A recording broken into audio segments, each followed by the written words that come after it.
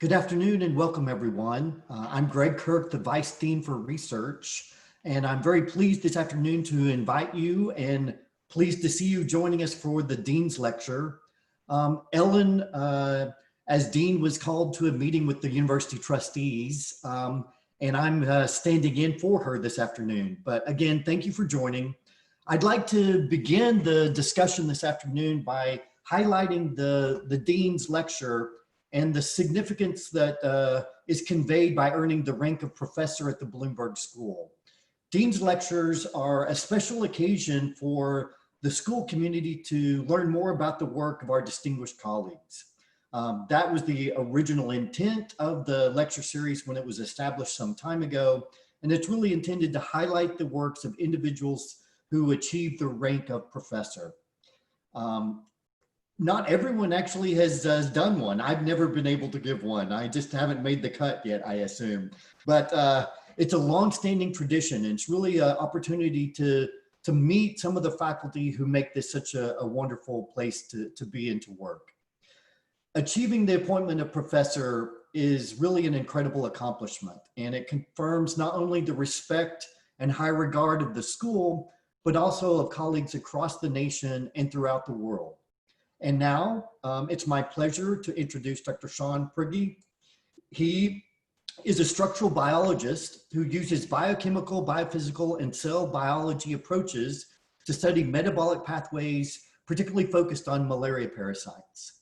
He studied and received his BA in physics at Amherst College and subsequently his PhD in biophysics here at the Johns Hopkins School of Medicine. And during those graduate studies, he examined the chemical mechanisms underlying enzymatic activity of metalloproteins.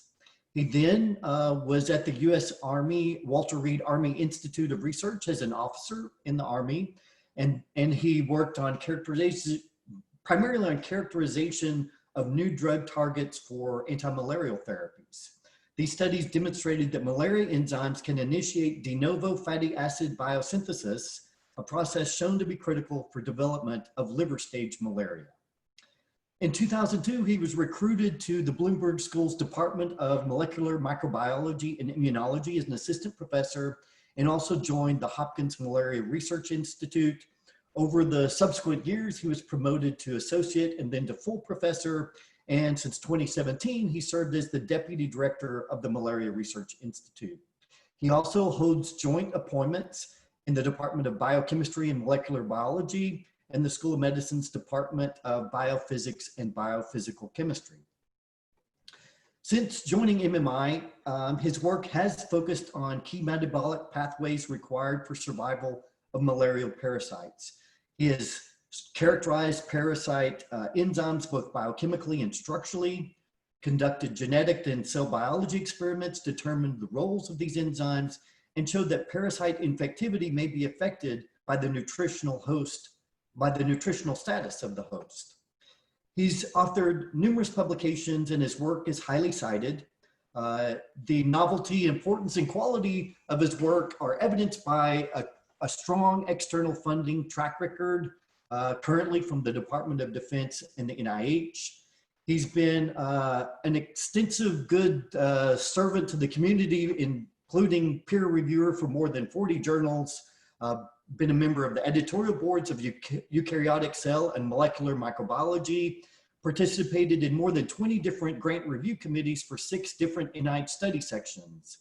He's also been an active participant in educational activities in both the Bloomberg School and in the School of Medicine, instructing dozens of laboratory rotation students, advised numerous PhD and master students, as well as an external advisor for a number of PhD candidates, both at other US institutions and abroad.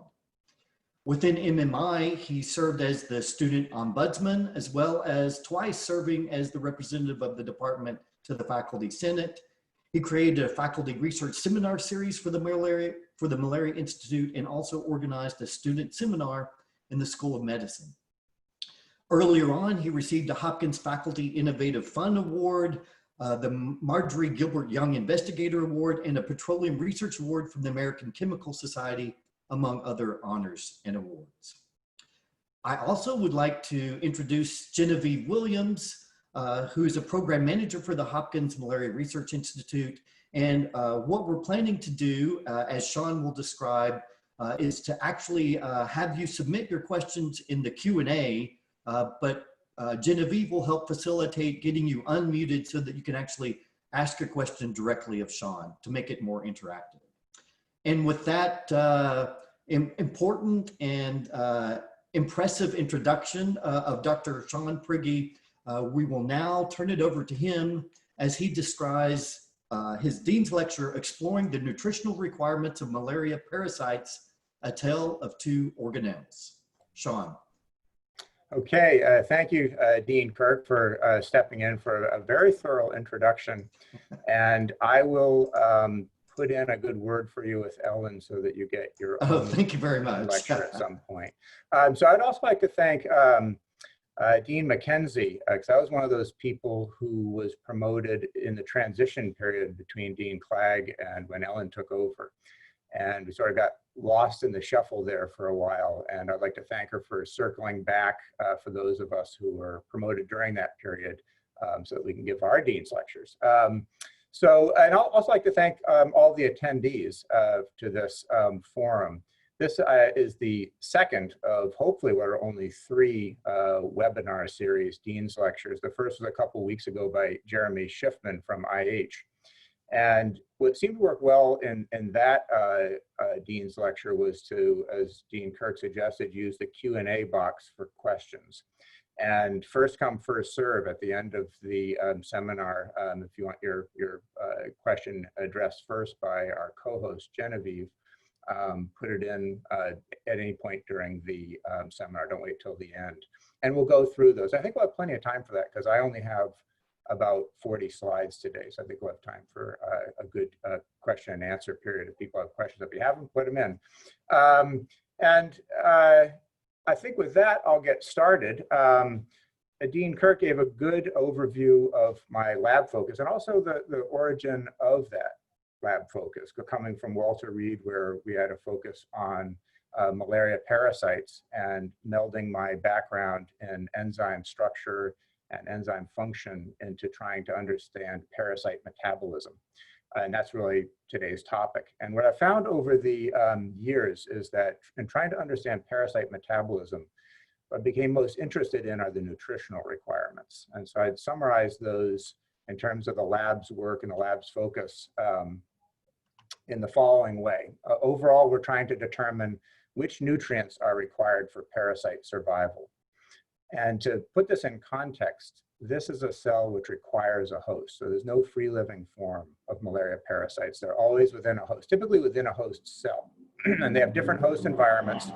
But the key is that they can scavenge nutrients at all steps of their life cycle. And I'll describe what those steps are in a little bit. And so over time, they've lost the ability to make certain nutrients that they require for survival because they have easy access to them. And those are the nutrients we're trying to work out, is which nutrients do they need for survival and why? Like, what do they do with these nutrients? What's so important? And this is all within the background. So this is an important point not to forget of developing strategies ultimately to interfere with the acquisition and use of these nutrients. And so this is the ultimate goal of our work, even though we typically don't search for these methods directly. We're trying to catalog what are essential aspects of parasite metabolism, and the way we look at those is they represent vulnerabilities. So if you interfere with these essential aspects, you kill the parasites. So before delving into that, I wanted to go over a few fundamentals of what are malaria parasites, and they're not a virus. So for those of you who are kind of virused out, this is the talk for you. This is not a virus, and it's not a bacterium. So the parasites fall into this grab bag kingdom of unusual organisms called protists, and they're characterized as a protozoan, an animal-like cell, single cell. And as I'll describe in a few slides, it's a bit of a misnomer because unexpectedly, these cells have a lot of plant-like features. So I'll describe why that is. They have a lot of connections actually to algae. And that's not what you would expect for an intracellular human pathogen to have these plant-like properties. And there's a reason for that. Also, you can't really talk about malaria without talking about mosquitoes. This is how malaria is transmitted. And as I'll show very briefly, it's really thinking about the mosquitoes that defines where the parasites are in the world. And finally, one of the complicated aspects of studying malaria is the disease is caused by many different organisms, all of the genus Plasmodium. So there are over 100 malaria parasites, and they tend to be very host specific. So you tend to have malaria parasites that only infect birds, that only infect rodents or lizards.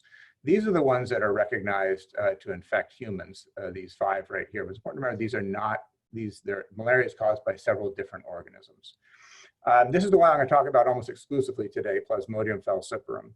And this is the one that we can grow in the lab. So we can grow these, we can do genetics on these. So a lot of this work is underpinned by being able to genetically modify these parasites. We can do labeling studies, label proteins, label metabolites. So this is really our workhorse malaria parasite. But all these infect humans. And I guess before leaving this slide, I would note here that if you look in textbooks from even just a decade ago, this species isn't listed. This species would be described as a species of malaria that specifically infects non-human primates, macaques. And what's been recognized over the last 10 years is that this species has developed the ability to infect humans. And so that's actually a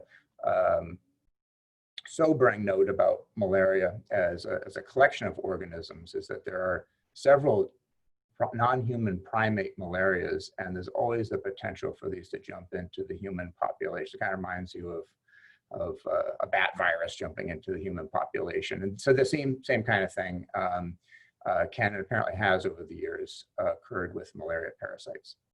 Okay, so I promised I would describe a little bit about the overall biology of the parasite. So this looks a little complicated, but the simplified view of this is that this is really life cycle you can break down to 3 stages. There's a mosquito stage, and there's an early stage of infection in people in the liver, and then a later stage of infection in people in the blood, and then back into mosquitoes.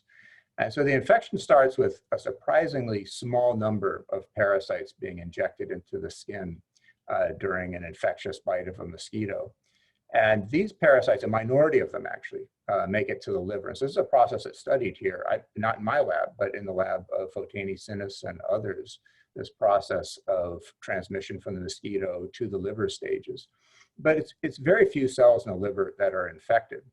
But in the liver cells, in these hepatocytes, there undergoes an explosive round of replication. So ultimately, these cells will produce thousands of parasites each.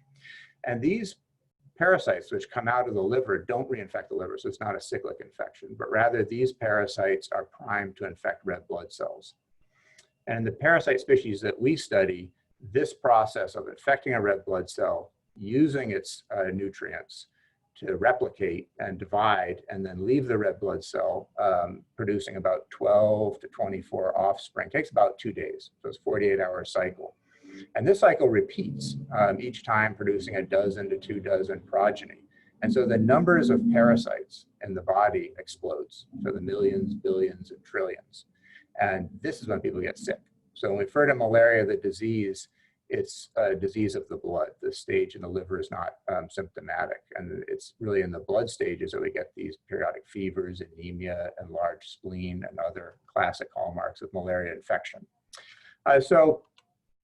And thinking about, so I promised I would come back to the range of malaria and connecting it to mosquitoes. And thinking about malaria overall as a problem, I always like to show this slide, particularly in classes about malaria, because it shows that malaria isn't just a tropical disease. It actually can be transmitted in our area, in this Baltimore, Washington, D.C. kind of area. And if you look back historically, so if you look at the faint color of purple here, which is the pre-World War II spread of malaria throughout the world, the United States had millions of cases per year, including in the summer at least, cities like Baltimore and Boston and Washington, D.C. And it's really through public health efforts, the advent of new interventions like drugs during the post-World War II period that slowly drove the parasites down into this darker purple region here. And in fact, over the last decade, it's contracted a bit more with a lot of these public health interventions. But the point I'd like to make about the overall or historical spread of the parasites is to connect them back to this concept that they cannot be transmitted without the help of mosquitoes. And so in this top map here, there's a rough mapping of different mosquito species that are thought to be capable of transmitting malaria parasites. And you can see that this, if you take all these colors together, they make almost exactly the light purple map down here. And so this spread of mosquitoes throughout the world, or their geographical range, really goes a long ways towards describing the historical geographical range of malaria infections in the world. And another way to put it, I'll put in a plug here for public health, is what keeps the map of malaria from looking like this top map is really public health efforts. Because if you look, for instance, where we are now, there are plenty of people here in Baltimore, and as the summer warms up, there'll be plenty of mosquitoes, and so really the only thing missing from the recipe are the parasites, and they are at any moment primed to come back to this region, which would be historically a malarious region. Okay, so in thinking about how to stop parasites, how to deal with malaria, the simplistic view of how to do that really involves these three species, thinking about parasites, mosquitoes, and also the human host. And there are a variety of interventions that people have levied at these different aspects of the overall transmission cycle of malaria, these three organisms. And so there are many, I'm sure you've all heard of mosquito control or vector control measures, insecticides, bed nets, as well as some very clever approaches that are going on here at the School of Public Health and the Demopolis and the Jacob Serena laboratories to try to interfere with parasite infection in the mosquito. The work that I'm going to describe today has more to do with an eye towards therapeutics, but really is involving this as a leg of the triangle here, the parasite's interaction with the human host, and trying to understand parasite metabolism with an eye towards what nutrients the parasite has to take from the human host in order to successfully make this transition into the human. And so there are several complicating factors in thinking about parasite metabolism. And two of them I've already discussed if you're thinking holistically about the different species of organisms that cause malaria. There's at least 5, and they do have different biologies, and they have different metabolisms. And so an answer that might be true in terms of critical processes that the parasite Plasmodium falciparum has to do may not be true for Vivax or these other species. Even the cells they infect. So this species that we're studying infects older red blood cells perfectly well. That's what it normally does. Whereas this species only infects very immature red blood cells called reticulocytes. And they have a very different variety of nutrients that they can offer the parasite. So really, even just in terms of the basic metabolism, the picture of studying malaria overall is complicated by these different parasite species. And the second is different life cycle stages. You can imagine that metabolites that the parasite has access to and relies on in the liver stages may not be the same as the same parasite infecting the blood stages or in the mosquito. And so the metabolism and potentially even the nutritional requirements can change between these life cycle stages. And the last aspect that makes studying metabolism somewhat challenging has to do with what I'll call the parasite being something of a metabolic mosaic. And I'll describe what I mean by that in the next slide. The parasite has several different compartments within it, and they each contribute to different aspects of malaria metabolism. And so that's where the byline for today's talk comes from, a tale of two organelles.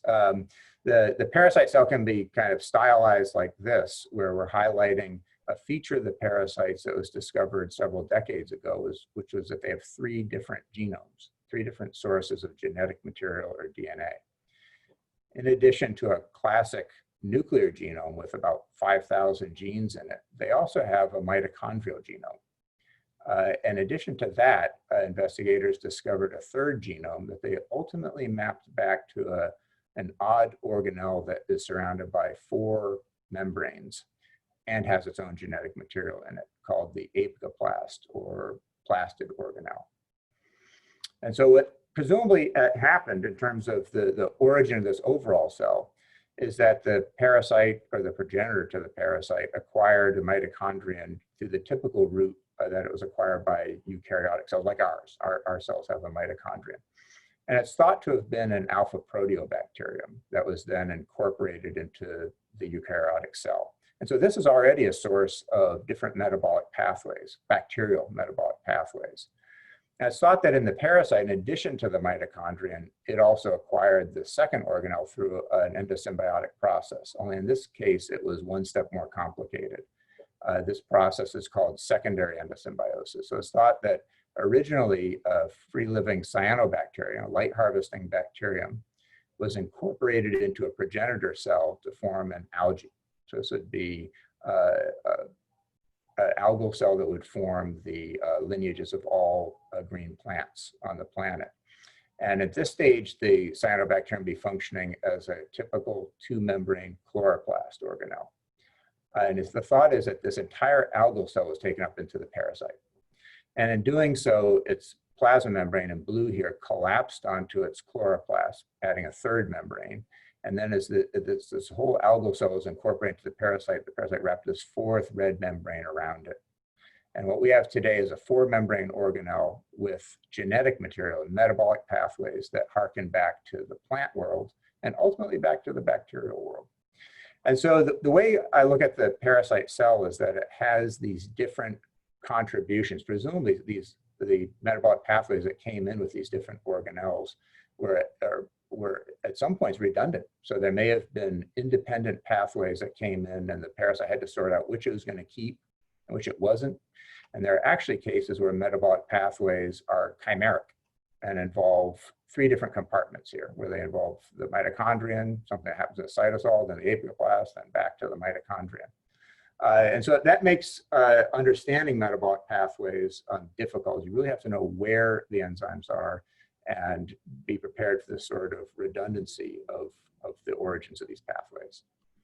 Okay, so turning our attention now towards the nutrients that the parasite requires in order to survive, the easiest look at this is to look at the nutrients we have to feed them to keep them alive in culture. And so here's a picture of a series of parasite cultures, or the way we cultured them in the lab. And what you see here is a rich media with a very dilute solution of human red blood cells, and about 1/20th the concentration they might exist in the bloodstream. So that's the first component, red blood cells, human red blood cells. And to that, we found that we have to add albumin, which is a blood protein. It doesn't have to be human. In this case, we use bovine albumin. And this really is a source for the parasites for the fatty acids that are bound to this blood protein.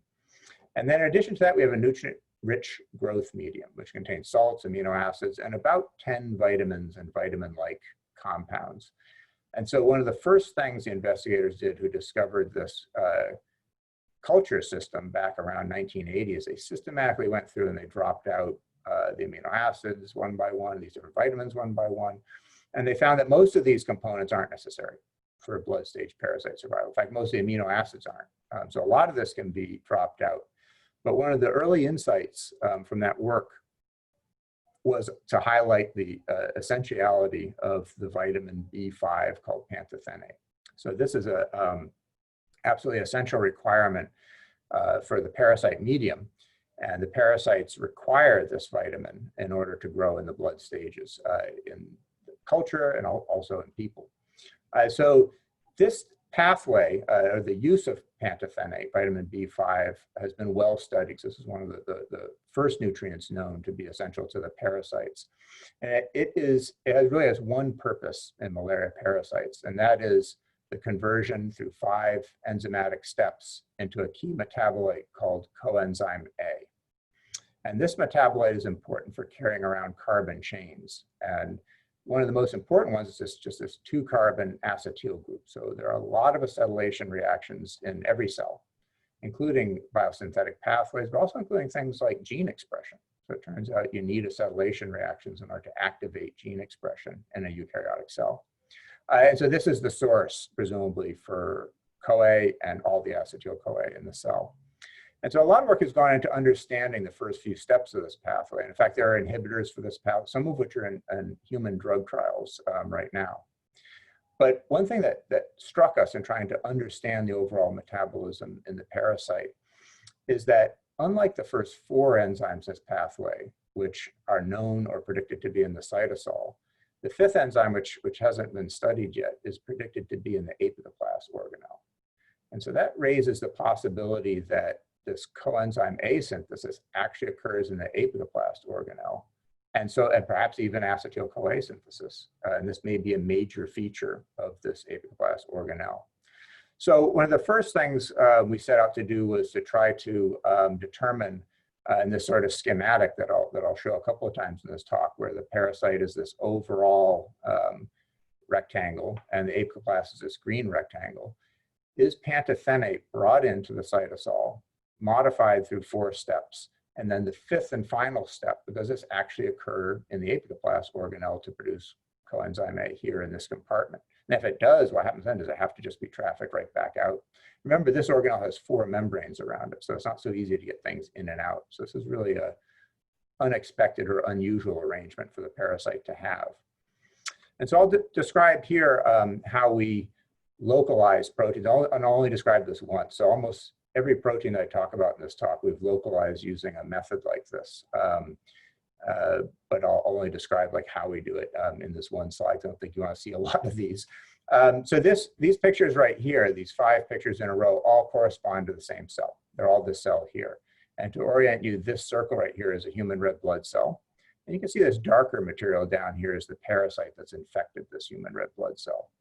And what we've done in these parasites is we've genetically engineered them to produce a green fluorescent protein in the apicoplast. That tells us where it is, and that looks like this.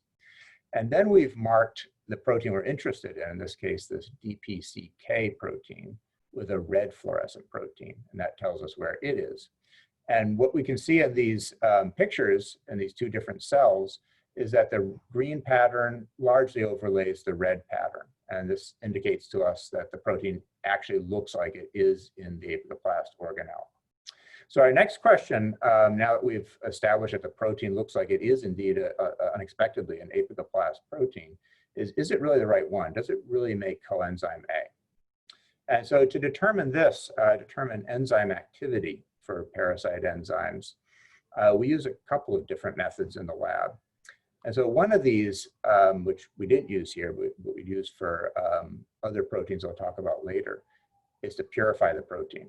Purify the protein and then study it in a test tube to determine exactly what its enzymatic activity is. But there's another method that we've used quite frequently called complementation. And so that's what I've described here. Is in this case, we used a fully characterized enzyme that we know makes CoA. And that's the enzyme from E. coli, which has been very well studied. And so we know its enzymatic activity. And so we genetically engineer the parasites to express this E. coli enzyme in the apicoplast. And then we do a second step where we then go through and see whether we can delete the parasite enzyme and see whether the E. coli enzyme can substitute for the parasite enzyme's activity. So this process of complementation is shown here, where we've generated a cell that doesn't have the parasite enzyme, but does have this E. coli one, and it grows fine. So this tells us that the parasite enzyme has the same activity as this E. coli enzyme, and that activity is making coenzyme A in the apicoplast. So that confirms this part of the apicoplast metabolism. And then the next question is, okay, is that where this key metabolite acetyl-CoA is made? Does that also happen in the apicoplast? And so to address that question, we scanned through the parasite genome to try to identify the kind of protein called PDH, pyruvate dehydrogenase, that would be able to convert CoA into acetyl-CoA. And we found 2 copies of this protein. So there's one that is localized to the apicoplast, and there's a second copy that's localized to the mitochondrion. And so then the question is, well, which one of these, or perhaps both, but which ones are active? You know, is the apicoplast one active and producing this metabolite in the apicoplast? And for this, using the approach of complementation that I showed in the last slide was too difficult. And that's because these PDH proteins actually exist as a complex of 3 different enzymes, 3 different proteins. And in order to do this complementation approach, we'd have to add in 3 proteins and then delete 3 proteins from the parasite genome. And so we approached this particular question in another way. We know from basic biochemistry that these PDH proteins, proteins of this kind, require a different nutrient for activity. They require a nutrient called lipoic acid, which is a vitamin-like compound. And it's needed to activate PDH enzymes so that they can make acetyl-CoA.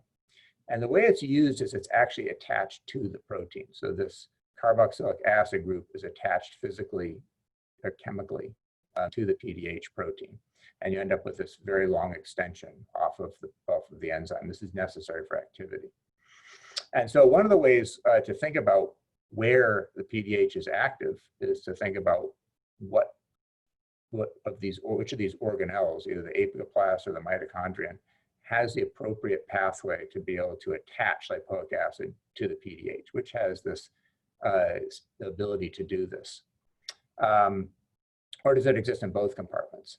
And so in looking at the ability to synthesize and attach lipoic acid, we found a lipoic acid synthesis pathway in the apicoplast organelle comprised of 2 enzymes, both of which we localized to the organelle, and both of which we showed are active by testing their activity in E. coli.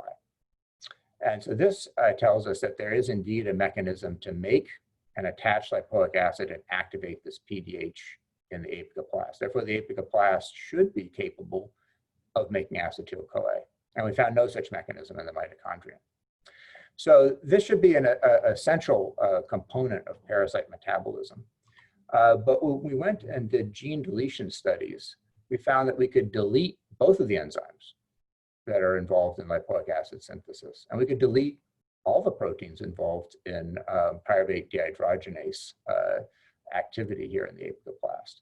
And so I'll put a little key up here for this talk where enzymes I color, or even metabolic components I color in blue, will be ones that look like they're dispensable in blood stage parasites. And this orangish color here we'll use for what look like essential components. So we know pantothenate is essential for parasite growth. We know coenzyme A is because the enzyme that makes it's essential. But the rest of this stuff looks like it's dispensable. And so this made us focus back on the mitochondrial system. This is our backup plan here for making acetyl-CoA. How would this enzyme get lipoic acid since it's made in the wrong compartment in the cell? And so for this, we looked back at a nutritional source. And as you can see from the media composition here, there's no lipoic acid. So it's not a nutrient that looks like it's in the media or the vitamin mix here in this nutrient-rich growth medium. And this is one of the reasons why lipoic acid was not explored by other investigators. It doesn't look like it's in the media, so it doesn't look like it could possibly be an essential media component. But we think that actually red blood cells have enough lipoic acid in them, and very little is needed, have enough in them to be able to support parasite growth and for the parasites to be able to scavenge lipoic acid actually from the red blood cells. And so one of the first experiments we did to try to show that lipoic acid could be a component that was scavenged and used by parasites was to synthesize a radiolabeled version of this nutrient, where we replaced the sulfurs that are in the 5-membered ring here in the lipoic acid with radiolabeled sulfurs, so S35, and then track the radiolabel to see whether the parasites can take it up, first of all, whether there's transporters to bring it into the parasite, and then whether there's the machinery for using it.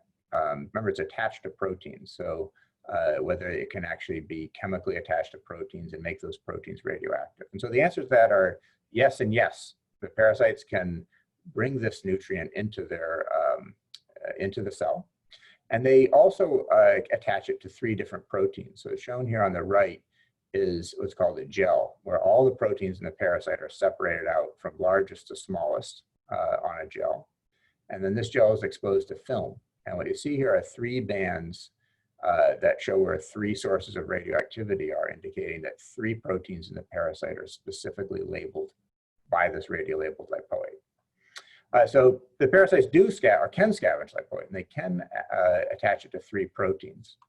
And so when we investigated the identity of these 3 proteins, we found that one of them, happily, is indeed the PDH in the mitochondrion. So the PDH can be lipoylated and therefore should be able to make acetyl-CoA in the mitochondrion. And we also found these 2 other proteins called KDH, or ketoglutarate dehydrogenase, and this other one called the H protein, which I won't talk about anymore in this talk, but this is an example of this metabolic mosaic phenomenon where this protein is a very well-recognized component of a certain metabolic pathway for making amino acids. And the other components of this pathway are missing. And so presumably what's happened over the course of the evolution of the parasite is that it didn't need to make those amino acids, and that lost those other proteins, but that's repurposed this H protein for some novel purpose that we have yet to discover. And that purpose probably requires the addition of this lipoic acid group. So that's it for the H protein. So these other 2 enzyme complexes are quite similar, actually. They both use coenzyme A and both produce coenzyme A products, are indeed lipoylated in the parasite. So the metabolic map starts to look like this, where we have lipoic acid taken up by the parasite, presumably trafficked to the mitochondrion, where it's attached to 3 different proteins in the mitochondrion, providing the ability of the mitochondrion to potentially make this key metabolite, acetyl-CoA. And so this would mean that this complex in particular, this PDH protein, should be essential, as should the mechanisms for scavenging lipoic acid. And so that's the next thing we investigated through gene deletion studies. And perversely, we found that we could delete this PDH. So neither of the PDHs in this parasite are necessary for blood stage parasite survival, which makes it look like there's no mechanism for the cell to produce acetyl-CoA, this essential metabolite. And so to try to unravel what might be going on here, we looked upstream to determine whether this process of scavenging and attaching lipoic acid to the PDH and the KDH to determine whether that looks like it's essential. Which really addresses the question of whether this lipoic acid nutrient is needed or not, and whether the scavenging pathway is essential. And we put a lot of work into trying to figure out what the scavenging pathway is. And so it involves 2 proteins, one we called LipL1 and the second we called LipL2. And they work sequentially to add lipoic acid, to activate it, and then add it to both the PDH and the KDH. You need both of them, so it's a sequential enzyme mechanism. And oddly, this LipL1 alone can do both steps of this reaction, but only for the H protein. And so this took us a while to figure out, and this is the case where we had to produce pure proteins for all the proteins shown on this slide so that we could determine how they functioned, because no other cell operates in this way in biology. So this is a mechanism for how the parasites have come up with doing this that is novel, and we're still trying to understand why they do it this way. But this is how they do it. So these 2 proteins are required to activate the PDH and the KDH and use scavenged lipoic acid. And so when we looked at the essentiality of these proteins, they're essential. And so this is our indication that lipoic acid is an essential nutrient for blood stage parasites, and that the mechanism for scavenging is essential. And what's odd here is that the recipients of the lipoic acid are not essential, neither one of them. And so what we began to suspect here is that these proteins may be redundant. They may both be able to make acetyl-CoA, and that together their activity is essential, but that either one of these proteins can actually do that activity. And that's why individually they can both be deleted. And so we demonstrated this by making a cell line that is a double deletion, deleting both the PDH and simultaneously also the KDH. And we showed that this activity overall is essential. These are redundant. They're both able to make acetyl-CoA. And so finally, we have a mechanism for the parasite being able to make this essential metabolite. And we've identified that the mitochondrion is actually the source of acetyl-CoA for the parasite. And so the metabolism now looks like this, with both pantophenate and lipoic acid both being essential nutrients that the parasite has to scavenge from the human host in order to survive during the blood stages. and that the lipoic acid is specifically required in the mitochondrion for lipoylating these proteins in the mitochondrion, two of which can participate to make this essential metabolite acetyl-CoA. And so if we then update this metabolic picture a little bit, the CoA has to come from the apicoblast. It's the only place that's made in the cell. So we have this unusual situation where pantothenate is required to make CoA in the apicoblast, and the CoA is imported into the mitochondrion and used in conjunction with this other metabolite, lipoic acid, to make this essential metabolite acetyl-CoA. And that this metabolite, in later work we've been able to show, is then required not only in the mitochondrion, but is required in the cytosol and the nucleus for various biosynthetic acetylation reactions, but also, as I mentioned earlier, acetylation of proteins in the nucleus, histones, is involved in gene expression or activating gene expression in the parasite. So there's a variety of different processes that then require this acetyl-CoA. And this is a pretty perverse organization of things here, because when you think about starting with pantothenate and ending with acetyl-CoA, pantothenate having to cross this membrane to come into the cell, and then cross 4 membranes to go into the apicoblast, and then finish this whole journey. It ends up crossing 13 membranes in order to go from pantothenate outside the cell to acetyl-CoA in the cytosol. And so this is not exactly the way I would have designed it myself, but that's the point for going through and trying to figure out what's happening where in the parasite. As I'll point out later, I view each of these steps of trafficking and uptake and the different enzyme activities as being essential steps that if you interfere with them, they can kill the parasites. And the more complicated they are, actually the more of an advantage it is in terms of trying to think of ways to disrupt parasite life and the blood stages. So a final question I'd like to address is, what about this? Why is there all this machinery here in the apicoblast to make acetyl-CoA, even though the essential product in the blood stages is made in the mito? So what is this apicoblast acetyl-CoA for? When is it made? And it's pretty clear from looking at the other pathways that exist in the apicoblast that this acetyl-CoA would make a lot of sense if it's used for the process of fatty acid biosynthesis, or FAS. And so this is a process where the entire metabolic pathway has been shown to exist in the apicoblast organelle. And it's also interesting because the first step of utilizing acetyl-CoA uses another vitamin. It uses vitamin B7 or biotin. And so, and that's the only reaction in the entire parasite cell that is predicted to be biotin dependent. So really think about the use of biotin. It really has everything to do with this pathway of fatty acid synthesis in the apicoblast. And so the question is this process important, or when is it important in parasite life? And so looking back at the nutrient media, there's plenty of biotin here in the nutrient media for the parasites to get.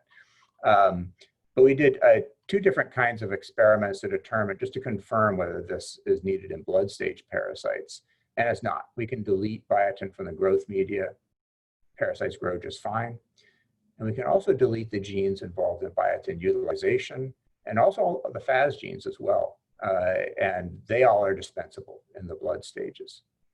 And so working with a co-investigator here in the School of Public Health, Fotini Sinis, we investigated the other stages of parasite metabolism, of the life cycle.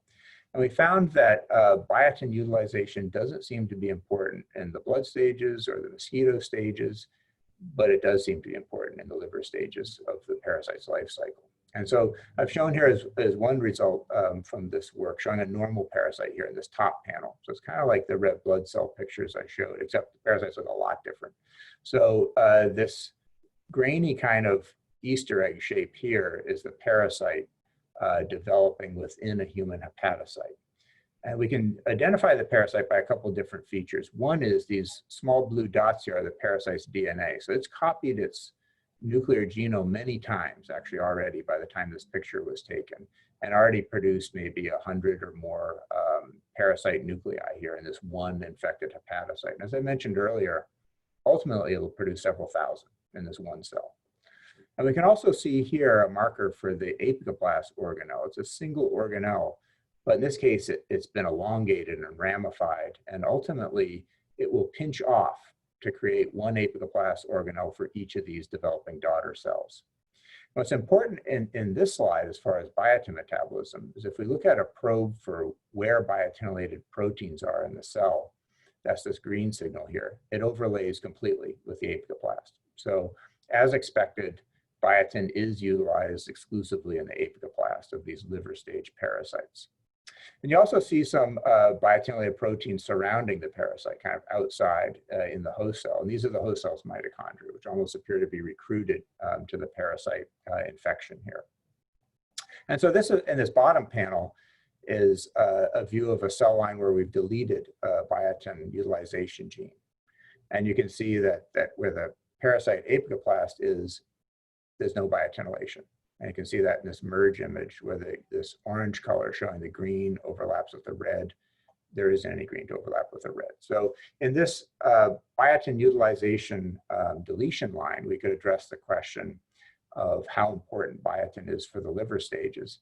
And the answer is that it's required for normal parasite development. And even though some liver stage parasites do make it through liver stage development, they tend to not be infectious for red blood cells. So biotin really is required for normal development of the liver stages, and in a sense is an essential metabolite for that stage of development. So I've included that with a third color here, purple. So this will be essential for liver stages. And also our work and the work of other labs has shown that lipoic acid synthesis, the PDH, the FAS enzymes, these are all important for liver stage parasites. This whole aspect of apicoblast metabolism is important during that stage. And so is biotin scavenging from the host. So when we combine all this, kind of the big picture of what I wanted to show today in terms of parasite metabolism involving these two vitamins and this other vitamin-like compound, lipoic acid, is that they're all required for parasite survival, with biotin only required during the liver stages. And there's quite a complex pathway in terms of how these nutrients are taken up and trafficked and utilized. And as I mentioned earlier, these are really opportunities for us to block these various steps of nutrient uptake, trafficking, and utilization. So we now know that, for instance, in terms of utilization, this enzyme that's DPCK in the apicoblast, essential enzyme, that would be an enzyme, if you inhibit it, you kill the parasites. The lipoic scavenging enzymes are essential. If you inhibit them, you kill the parasites. And unexpectedly, proteins that look like good drug targets, like this PDH in the mitochondria, is not a good drug target due to this unexpected redundancy. You could inhibit this enzyme and nothing would happen to the parasites. So by looking at this sort of map, we can see different ways that one could attack vulnerable processes in the parasite. And I've listed those here. So I'd like to make one final point, and that is about vitamins. So two of the compounds I talked about today are human vitamins that the parasites rely on. And of course, humans don't make vitamins. That's why they're vitamins. And so there's a potential link in terms of the parasites requiring a human vitamin between parasite growth and the nutritional status of the human host. And the one example I'll give of that involves the vitamin biotin. So the sources of biotin for us are biotinylated proteins that we find in our food, and also biotinylated proteins that are made by our gut microbiota, gut bacteria. And in both cases, those sources of biotin can't be used by people because the biotin is already attached to a protein or a peptide. And so this enzyme biotinidase is needed to cut the vitamin off of these food sources. This is an essential enzyme. And what I find fascinating is that there are hundreds of partial loss of function mutations in this gene that have been sequenced in human populations. And for these partial loss of function mutations, essentially what that translates to is lower levels of the active biotin vitamin in the bloodstream. And so what I'll leave you with is this question of whether these sorts of mutations could affect or do affect the ability of the parasites to set up that first stage of infection in a human, that liver stage infection, and affect liver stage parasite development. Okay, and with that, I'll conclude and thank all the lab members. I was initially trying to record them all, but there's a lot of contributions here to the work that I described. I kind of gave more of an overview. And also the CINUS lab, who contribute, as I mentioned, to several aspects of this work, and external collaborators from the University of Melbourne and Penn State, as well as our local parasite core and genome analysis and sequencing facility. So there's a lot of experiments that have been made possible by these local resources. And we're very appreciative of those and their funding sources. All right, so I'll stop there, and we'll Thanks very much, Sean. Wonderful presentation. Way to take things that many of us may not be too familiar with and present it in approachable terms for us. Just as I'm just wondering about when you reference sort of gut microbiome, is this a broad biotin synthesis would be microbiome specific to certain different ones? Is there geographical or sort of, we think about the probiotics and microbiome being mutable and adaptable, but is this a broad biotin function can be done by many different gut bacteria, so it would be difficult to target? So in terms of inhibiting the gut bacteria, I think that might be a bad idea, since they're actually kind of useful. But just for the biotin target.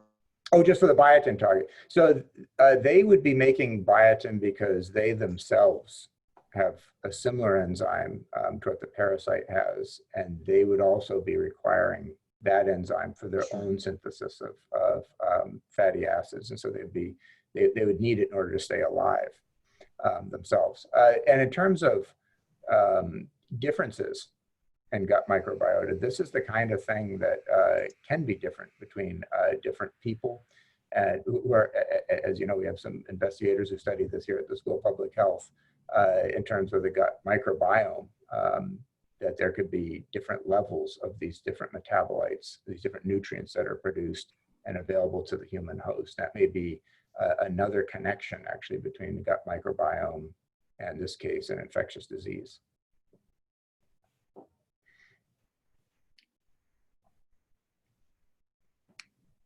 We have a question from Dean Clegg, and he says, great talk. What is the degree of homology between parasite and human PDH and KDH? Is it possible to develop drugs that inhibit both of them and do not have human toxicity? This is from the chat, and we'll turn over to the Q&A next. Okay. I'll turn on. Yeah, so the parasite enzymes tend to be quite divergent in general, but these are enzymes that humans have, those two at least. So the PDH enzyme, humans have a copy of that in the mitochondria, and also the KDH is an enzyme that humans have in their mitochondria. So the general activities of those enzymes is something that's in common between the parasites and people, but what isn't is that mechanism of lipoylation. So that's something I would turn my attention to more than the PDH and the KDH, because those enzymes and that process is unique to the parasites. In human mitochondria, lipoic acid is synthesized, and so there is no scavenging. They don't have scavenging enzymes. Whereas those two enzymes I described in the parasite are quite distinct, especially that second one is unique. So it's essentially a new enzyme activity. And so one of the reasons why it took us so long to discover it is there weren't any examples like that in nature that anyone had characterized. So that one's a very unique target to the parasites, and inhibiting that, as we've shown, since essential enzyme would be a much more specific way to kill them. Marie Hardwick has a question. I've unmuted Marie. I'm trying to unmute myself. The BTD enzyme that cuts off the biotin and I guess serves as biotin. You mentioned the mutations. I'm just curious about their geographic location or association with this parasite or other parasite infections. Yeah, so that's a really interesting question. So I did my personal best to look into that, but I'm kind of the wrong guy to look into human genome databases. There are some publications that indicate a higher incidence of these BTD mutations in like populations from Senegal, but it's hard to suss out unless you really know what you're doing in terms of human genetics to suss out consanguinity from actual protective mechanisms. Because what would be really interesting is whether some of these mutations were selected for and persist in populations because of malaria pressure, because of infection pressure. That'd be very interesting. But that kind of thing would be hard for someone like me to prove. So there are people who study that kind of biology, the human genetics and the connection to the different traits and whether they're selected for or not. And that's kind of an interesting possibility in my mind, but it's certainly not a proven thing. But as you know, there are other human mutations that have been driven by malaria infection, particularly ones that involve blood stage infections. This would be sort of interesting because its sole effect would be in the liver stages. There'd be no effect on blood stage parasite growth. May I ask another question? Sure, you have the mic. These novel enzymes that you have found, where are they in the hierarchy of biological organisms? Are they, you said they were unique, but unique to Plasmodium falciparum, or is there anything similar? There are in other kinds of parasites or other kinds of organisms. There looks like there's a homologue of this in a very related parasite called Toxoplasma gondii. But the closest match outside of that is chlamydia, which is a little bit of a head scratcher, as why would chlamydia be the closest ancestor, very clear, closest ancestor for this gene. So that intrigued us enough. So we actually went and cloned all these genes out of chlamydia and we tested them, and actually it has the same function in chlamydia. So there's some kind of connection, perhaps an evolutionary connection between chlamydia and malaria parasites, I think, hasn't been fully explored. But not in algae or some place back. No, no, not in any place that makes more sense. Great. See, Prakash Srinivasan has a question. Promote him to panelist so we can see.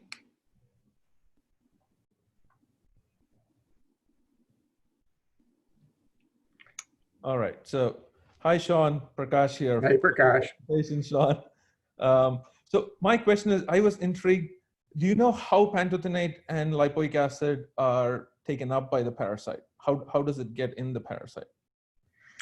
Yeah, so that's an interesting question because, of course, based on the results so far, if you block that process, then they're completely out of business. And so the likelihood here is that they come through what's called a multivitamin transporter. And so this is conceptually the same as how these vitamins are transported. This includes biotin as well in humans. So there are multivitamin transporters that have a loose enough specificity to be able to transport several vitamins, even though they have fairly different structures. And so it looks like there's a transporter like that, not a homologue of the human transporters, but it looks like there's a protein of that class in the parasites. And it's really been studied almost exclusively in terms of pantothenate import. So it's been established that there's a pantothenate import transporter. This is the work of Karen Kirk at ANU. And we think that that's probably the same transporter for lipoic acid and biotin as well. But do you think that this transporter would be present on both the PVM and the PM? Because it has to come through two lipid bilayers. Yeah, I think probably not. So I think this is a transporter that's in the parasite's plasma membrane. And I think the pores in the PVM are big enough such that these small molecules like this, so these are well under the traditional size cutoff that people at least advertise as being the size cutoff for the pores on the vacuole membrane that surrounds the parasite. So I think these metabolites can get through that vacuolar membrane can't get through the parasite plasma membrane without a transporter. That's my guess. So it's really that plasma membrane transporter that one would want to interfere with or study in this case. I do see one question from Tej Sahu, and I'll turn the mic over to him.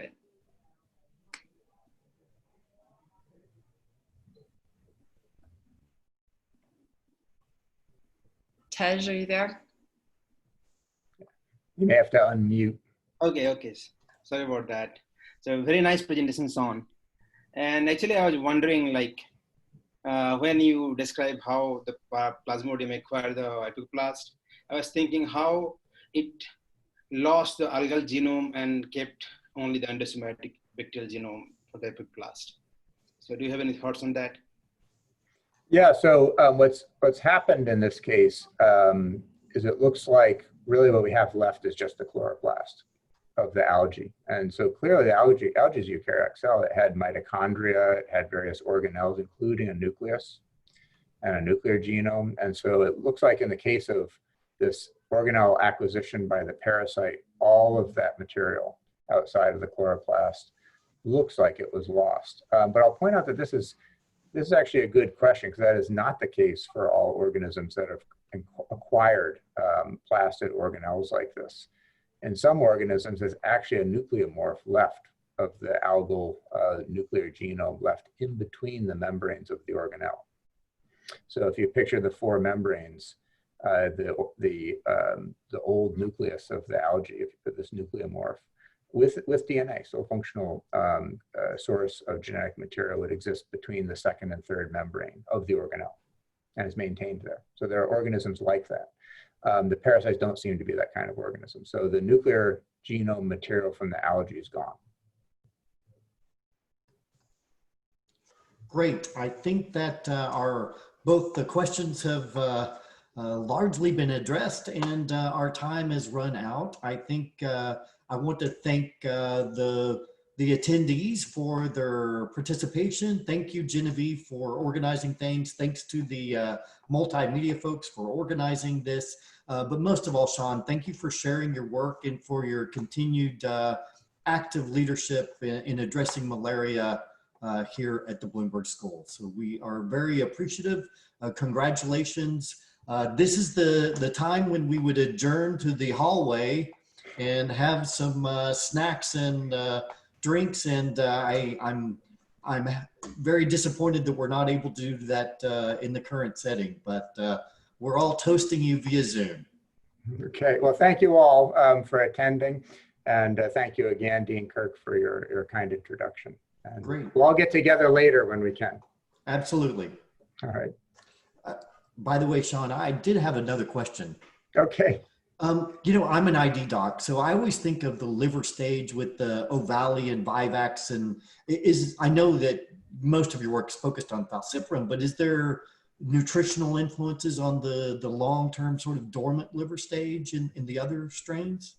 Yes, so that's very poorly studied, and it's really a technical issue. Until very recently, it's been hard to have a system in the lab to be able to address these sorts of questions. And people have been able to, very poorly, but be able to at least have Vivax malaria. So they don't tend to study Ovali, but Vivax malaria, which has the same phenomenon, to be able to study these so-called hypnozoite forms that persist in the liver. And falciparum doesn't have those. So for falciparum, it's obligate. It goes through the liver and it's like clockwork, comes out, affects the blood. But for these other parasite species, some of them come out of the liver, and as you're describing, some of them can stay there as hypnozoites for months, even year kind of periods before they reactivate. And it's possible that these reactivation cues, which are not understood, may be partially metabolic. There may be some metabolic components to those, and there may be some metabolic pathways, not many, but there may be some metabolic pathways that are required for allowing those somewhat quiescent cells to survive so long. So clearly they're not going through all the metabolic processes they would need to divide. They don't need to make new DNA or new fatty acids, but there's probably some low-level metabolic activity that keeps those cells alive for months, years. Is there any evidence that changes in nutritional status are related to the recrudescence? No, I don't. Not that I know of. But I certainly know people. I've heard people say that may be part of the trigger. There has to be some kind of trigger to bring them back. Or there's people that think it's more like a clock mechanism where there may be some stochastic process where they suddenly decide to come back to life. But it's attractive to think of it in terms of there being a nutritional trigger that may be synthesized in with other signals. It's probably not just one thing. Otherwise, people would have figured out by now probably what that one trigger was. It's probably a synthesis of stimuli, but there could be metabolic components to that. All right. Thanks once again, and congratulations. Okay, thank you. Bye-bye. Bye-bye. Great job.